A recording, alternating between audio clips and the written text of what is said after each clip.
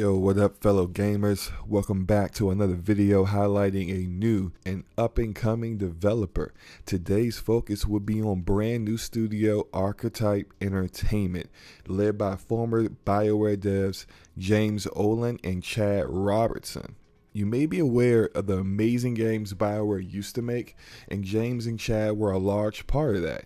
James was lead designer on such classic games as Baldur's Gate 1 and 2, Neverwinter Nights, Star Wars Knights of the Old Republic, and Dragon Age Origins.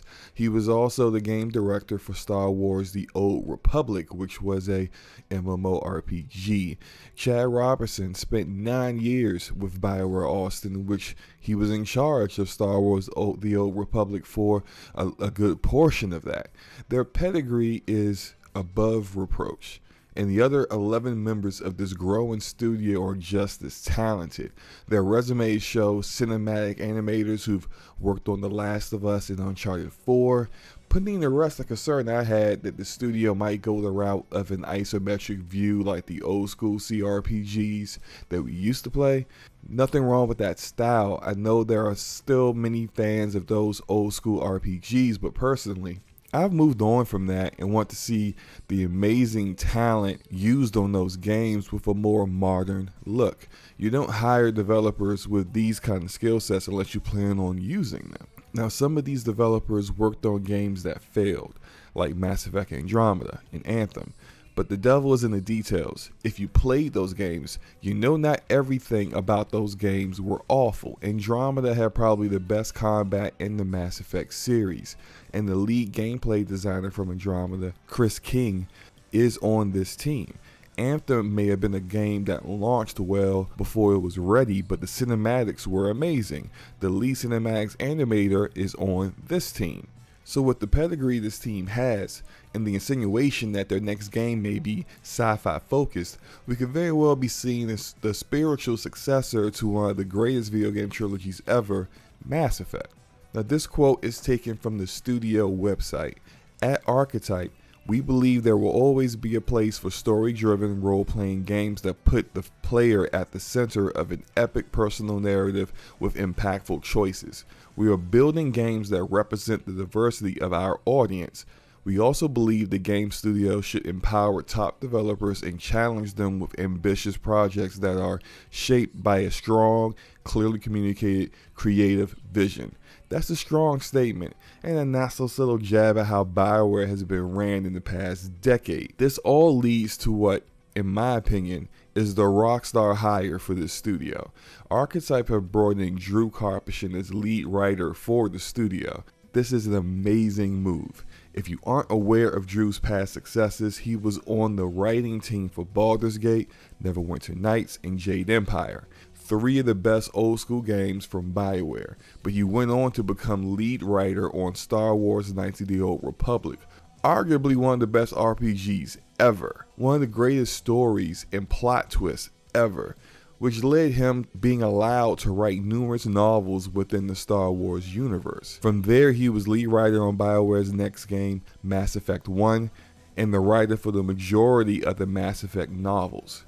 He was co-lead writer for Mass Effect 2, one of the best games ever created, and he contributed a good deal to the story in Star Wars The Old Republic. So Drew's credentials are second to none. He's one of the best video game writers of the past 2 or 3 decades. So wherever he goes, essentially, you just know he brings the goods. Drew had many choice words for how BioWare progressed under ownership of EA. Quote, "I've been in the video game industry for 20 years now. When I started at BioWare, everything was fresh and exciting. It was a dream job, talented people working together to create epic games like Baldur's Gate, Knights of the Old Republic, Mass Effect, and Dragon Age. But as we grew and became more successful, things changed. We became more corporate. We were less able to make what we loved, and the teams were pushed to create games based on market research rather than our creative instincts and passions. My dream job became just a job, and I lost the enthusiasm and excitement I once had." I want to touch on that for a moment. The part where he says, we were less able to make what we loved. and the teams were pushed to create games based on market research. So that part there, market research says that, oh, well, people typically like certain things, so you would continue to do the things that people like, which on the surface sounds great from someone who is corporate, so for someone who's not a game creator or even a gamer themselves and don't understand the creative process these people go through. When you just base everything off of market research, it stifles innovation, because you're essentially saying, continue doing the things that people liked that you already did.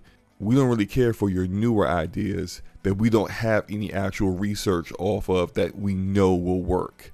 And that's very discouraging to people who are creative, people who have proven themselves to make good creative choices in game development and have those choices work. And of course, this has led to a mass exodus of the veteran talent in BioWare, making it so that the company is very much not what it used to be in its heyday.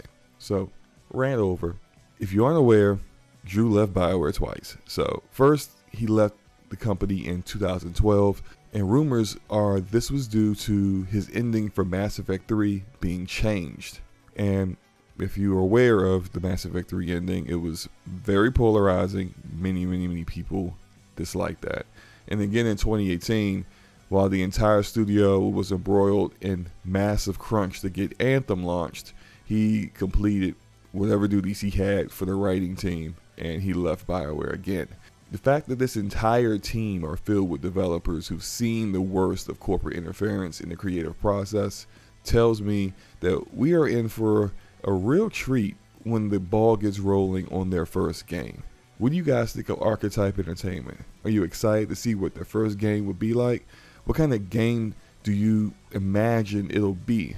Hit the like button if you liked the video. Hit the dislike button if you didn't like it. It's all good.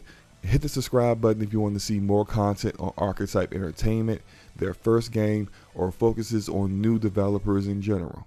Peace.